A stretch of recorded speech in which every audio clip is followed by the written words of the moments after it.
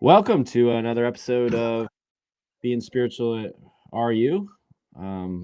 Pastor Matt with Father Scott, and we're going to complete our series on the psychology of Christian nationalism, the book that we're reading. There it is, by Pamela White.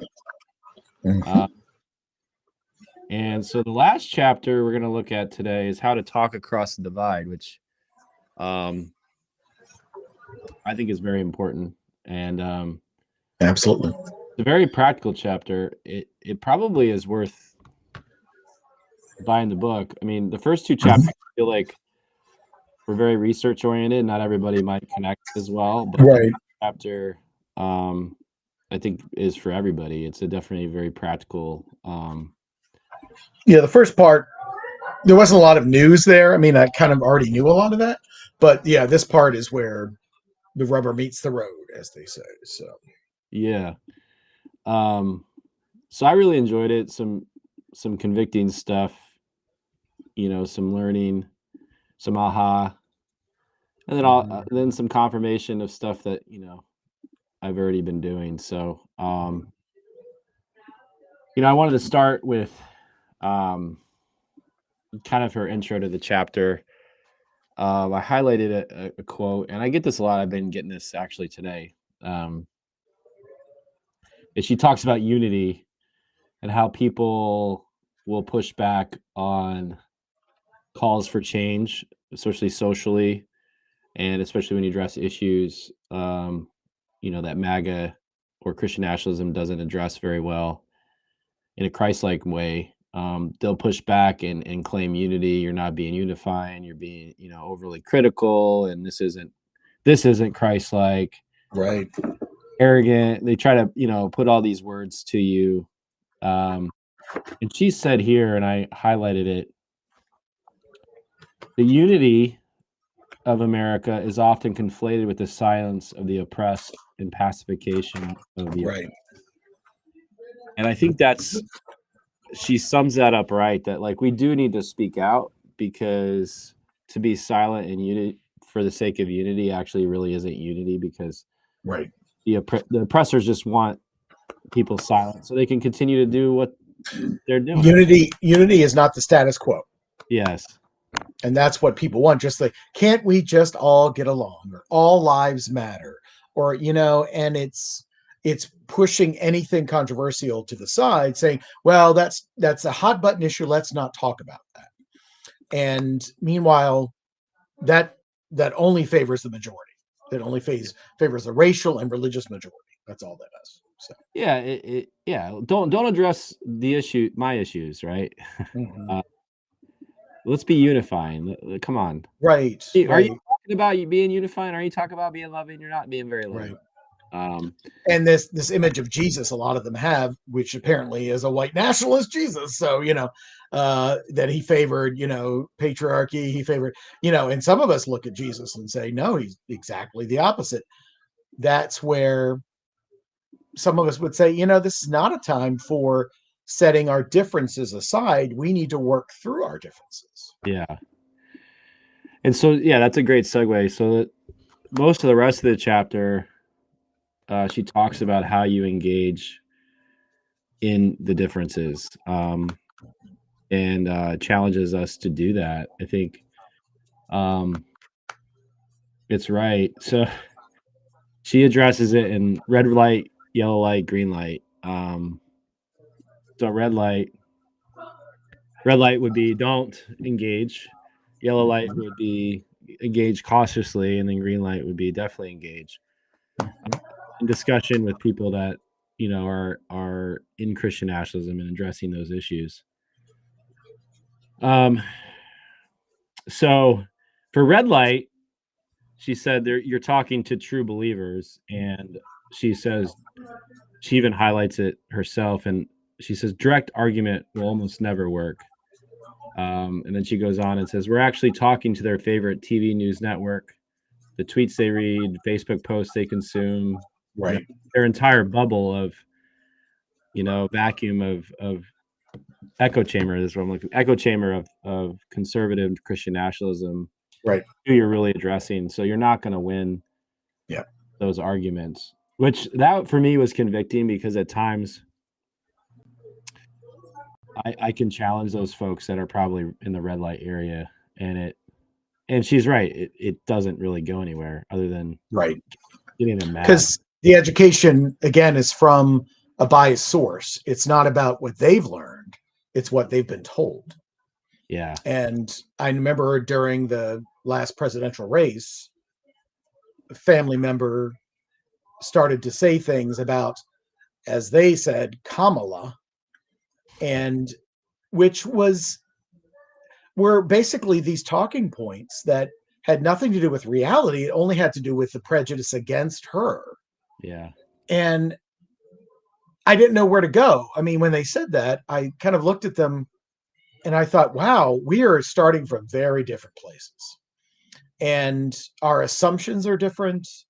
And yeah, I wouldn't say it was red light in terms of they would resist me. I think they were honestly asking questions, but the knowledge they had about, we would say Kamala, um, was just nonsense bias. It was just things that, this really had no bearing on reality. It was just what they, and then currently Mamdani, people are just saying the same thing. Yeah. They're spewing, these little talking points, which has nothing to do with, his actual, you know, policies or hopes for the city. And yeah, it's very frustrating because again, you can't appeal to a common understanding. It starts with a biased understanding. Yeah. That's a good way of summarizing it. Yeah, I mean, these are the folks that would probably call you, say you have TDS syndrome, the Right. hatred. Uh, just don't engage with them. I think, as you make, I'm learning too with these folks, when I make posts on Facebook, sometimes I think my posts are very benign or should be supported by all people, but it Right. triggers them for some reason. Yeah. And Yeah. I just if I respond, I'll just say, I hope that made you feel better, or something Right. sarcastic, light, or just ignore them. I think that's probably the best thing to do. Yeah. And Uh, that's typically what I do, which in some ways makes them angrier yeah. if you won't engage. But it's a bit like, debates, which I don't really want to have, but conversations I've had with people about um, LGBT rights, but also even things like creationism.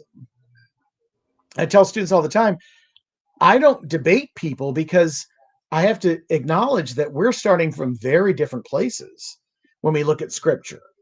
We Yeah. don't look at scripture in the same way. Yeah. And so we're starting from a very different place. And I think politically the same way. Their assumptions are in place and they're hard to change without serious education. And it shapes the whole conversation.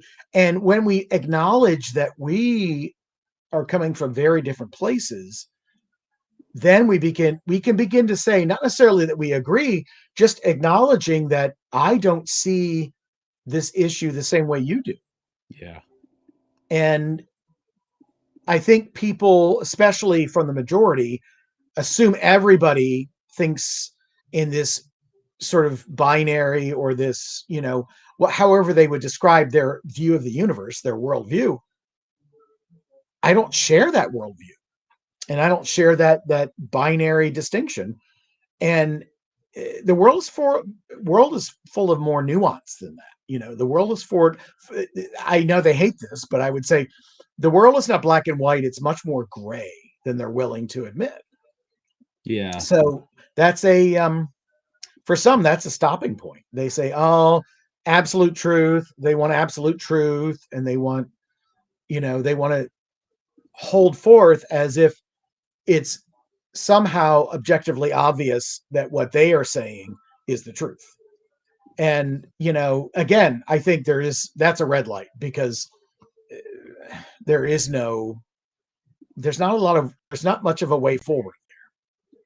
No, and they're not willing to listen. And that's the key is they're not going to listen to your point. Right. And, you know, so And the conversation is going to go nowhere fast. Yeah. and I always say to people, they'll make a statement about trans people or make a statement about immigrants. And I'll ask them, do you know any trans people? Have you had a conversation with trans people? Do you know illegal immigrants or immigrants in general? Have you talked to any of them? And that's one of the things she brings up. She says, number one, everything should be couched in relationship. Mm-hmm.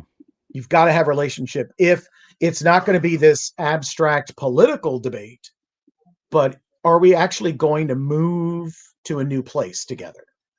And we have to have a relationship first. Yeah. I mean, a lot of these folks, argue from a place of no relationship. No. And when they My way or the highway. when they find out, like, I actually have real life experience with some of this in conversation or relationship, then, it kind of turns it on its head. I mean, and the people though, so the yellow light people are the people that you have a relationship with already, Right. that are probably willing to at least dialogue with you because they know you, they're friends, Right. These are probably most of your family members, maybe probably not all, but like most of not all. Right. But those that are willing to listen.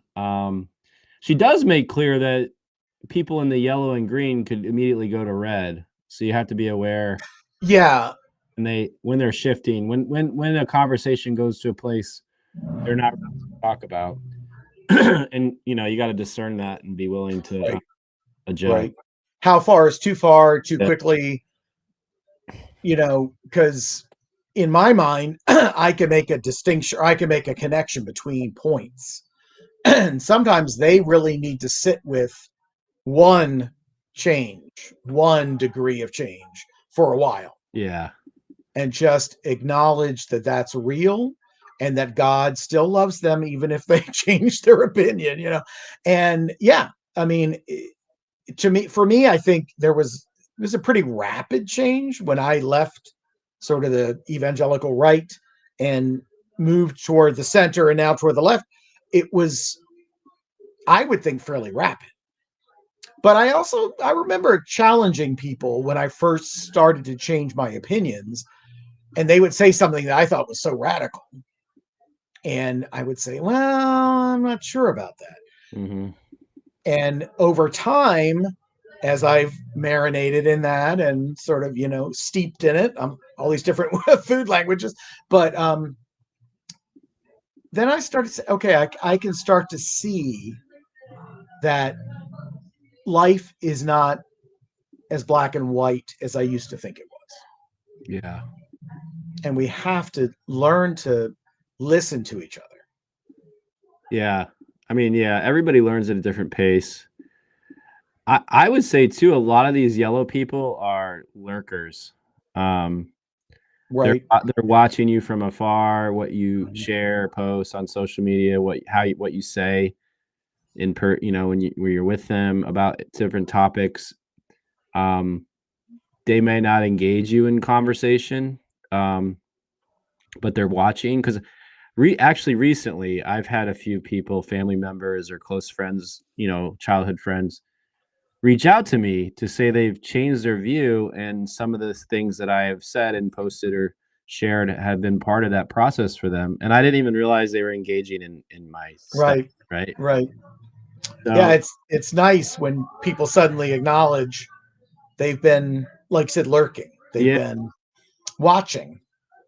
And they all have a different story of why, but part of the reason why is because I was there and I had a relationship with them. And I think that's important to remember, that these yellow folks who are Christian nationalists in this world, are listening, and maybe aren't bold enough to challenge you or ask questions, or Right. afraid But to. you had the courage to acknowledge that you have changed. Yeah. You've changed your opinion. You're seeing things differently. And in some ways, that gives them permission, for some, to start to rethink their position.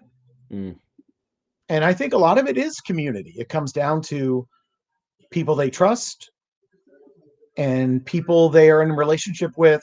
And they can start to say, all right, I might need to rethink or at least pull back my opinions. Um, Pastor Matt or, whoever is expressing something differently. And when we actually articulate it clearly, I'm guilty of putting up, you know, flash memes and stuff that are just like, going for the result, the reaction, but there are some that I put up that are really asking a hard question. hmm I just put one up today, and a young man said, why have I been treated so badly as a young person for being gay when racist young people are never challenged? mm, And, you know, I welcome that voice and that question because I think they're right. yeah. Saying people treat, sexual issues much more, importance than questions of how do you deal with the rest of the human race. And this is somebody who's not a invested Christian. This is somebody watching faith from the outside, saying, why is who I am so much more offensive to the church than a racist person? And I think that's a question Yeah. I we mean, could ask ourselves. that's a good point too, is to pose questions like that, um, rather than making definitive statements. I've learned Right. that sometimes just making the statement triggers people into defensiveness, and you're not going to get anywhere. Right. Rather than asking a question is a little softer. Um, and then yeah, that's a great insight, and that's a direct topic on Christian nationalism, where their young people clearly struggle with um, being racist. And Right. no other way around it. But they don't address that, you know. But certainly, if a young person, has homosexuality as their sexuality, it's addressed very quickly, very Right. Right. And harshly. yeah, harshly, yeah. So yeah, um, and so she talks about the green light people, and these are the people that obviously will engage with you in good faith discussions. They'll ask you questions. Um, I have a few of these people that I follow, and sometimes I find with these folks, if they make a good point, like acknowledge it. I think in here too. I mean, she talks about finding good common ground. So Right. yeah, looking for ways in which you can say, yeah, I agree with that. That's a good sentiment. And there are ways. I mean, and so like just because you agree with one nuanced thing doesn't mean you agree with everything that their Of whole. course. Right. So Right. and that I actually had somebody who I dialogue with a lot online. Actually, we're actually purely friends online, but I enjoy him and I's back and forth. And he, he'll acknowledge points he agrees with me, and so I've learned I liked it, and actually he taught me that, and I was like, you know what, I need to do a better job of acknowledging ways in which I agree with him to keep the discussion going in a healthy way. So Mm-hmm. I think that's important. Um, the kindness aspect, like I Yep. try hard never to make things personal or unkind. Um, and so as much as you can, even, people can get very offensive. Oh, I was very reactive as a younger person. Yeah. When somebody would say something other than what I believed, I would lash out first. I don't know if I was trying to prove my loyalty to a certain side or what that was about. But yeah, I wouldn't listen to them. I would just attack them. Mm. And that, unfortunately, especially online, for some, that is the mode. If somebody disagrees with you, humiliate them, destroy them, make them look stupid. Yeah. Instead of saying, wait, because as we know, empathy is a sin, as we've been told by J.D. Vance and others. Yeah. To actually ask someone, tell me more about, your position. If you have a question, ask them, what do you do with this? Sorry. Yeah. Cat interference. But yeah, what do you do with this case? How do you understand somebody's position? And it takes a lot of time and patience to start to listen. Yeah, listening. That's a good point. Yeah. And to be in relationship with people from many different parts of the spectrum. Yeah. And, but I was raised in a very black and white, right and wrong view of both Christianity and the world. And you have to defend your belief. And I've definitely grown tired of that. But I've also just realized that is not, whenever I, think about Jesus talking to people, often what he would do is ask them questions. Mm-hmm. They would say something that is sort of like rote, canned, understanding of a topic or an issue. Jesus would not refute them. He would ask the question. Mm. I always think of the Good Samaritan. Who is my neighbor? Yeah. And Jesus told them a parable. Yeah. And said, a Samaritan or a Jewish person was going down and was mugged. The person who helped him was a Samaritan. Who was his neighbor? And it was a Samaritan. And that's a shock. We don't get the shock that would be for them. Yeah. But that's a shocking revelation. Yeah. I mean, that's in our culture, the immigrant, the LGBTQ, right? Probably more the T, Yeah. Yeah. It's so, yeah, Jesus, I mean, telling a story like that, a parable, if online, it probably wouldn't work as well, but in person, it could.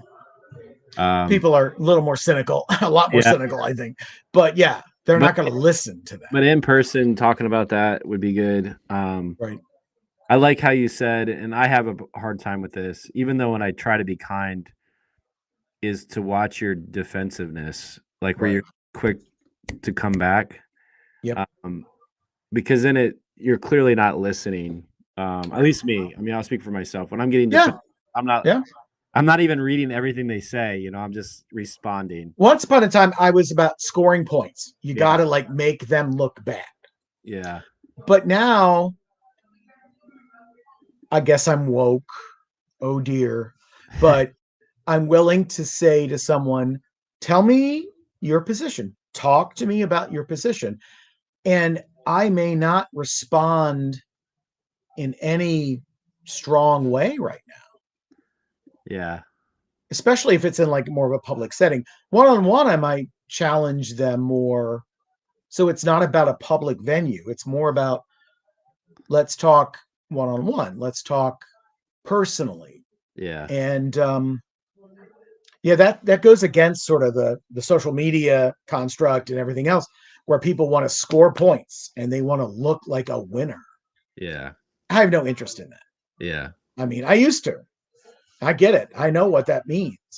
But I don't, I don't have interest in, they hate so-and-so, like some politician or a celebrity, whatever. Okay. I hear what you're saying. I might ask them to tell me more. I might not. But to say, So how does that hatred or that rejection of someone else, how does that affect your life going forward? It's like, how are you going to navigate the future based on this rejection of that person? If you're always, basically, your life is about rejecting them, you're stuck there. You're stuck with them. Yeah. How can you move forward? And what have you learned from this experience with them? I guess I'm also getting old and crotchety, but it's like, but I'm thinking, if you're always stuck in this place of debates are never won. I don't care what people tell you. There will always be debates. Yeah. And, whether it's Charlie Kirk or whoever, Yeah. love to just humiliate people. It doesn't mean necessarily he won the debate, but he humiliated the people he was debating with. Yeah. I think that's an important distinction. Debate without trying to humiliate or even win. Like, I think Right. it's important to like get the view across that you want to get across. But like, she talks about it, like, don't try to win the argument. I mean, like it's not going to have the effect that you think it's going to have. Right. Right. And typically if you're getting in a back and forth, like what she says, that person's probably moving red. So it's best just to kind of back off. Yep. Yep. Uh, Yep. like, People's defenses go up. Yep. yeah. But I'm willing to say to an individual I disagree with, do you want to go have coffee one-on-one, not with no audience? Let's try to forge a bit of a relationship here. Let's talk about, how do I see the world? How do you see the world? And can we come to a place of saying, I respect your humanity?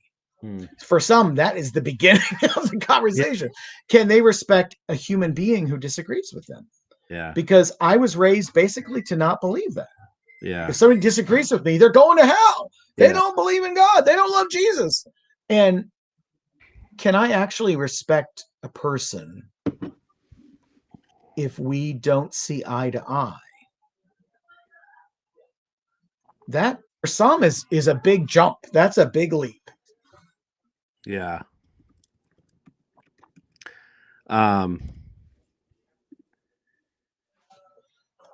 Yeah, I think you nailed it. Like for college students, that might be listening, we're almost at 30 minutes. I looked at the clock and I'm like, wow, we've been talking. Yeah. But clearly she recommends breathing. Breathe. Yeah. That's important. clearly we're passionate about this topic. But yeah.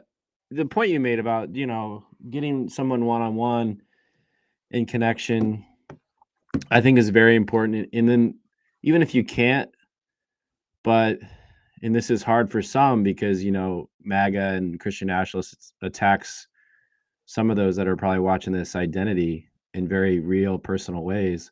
Right. To have compassion and see their humanity even as they do that. I think it actually will free you.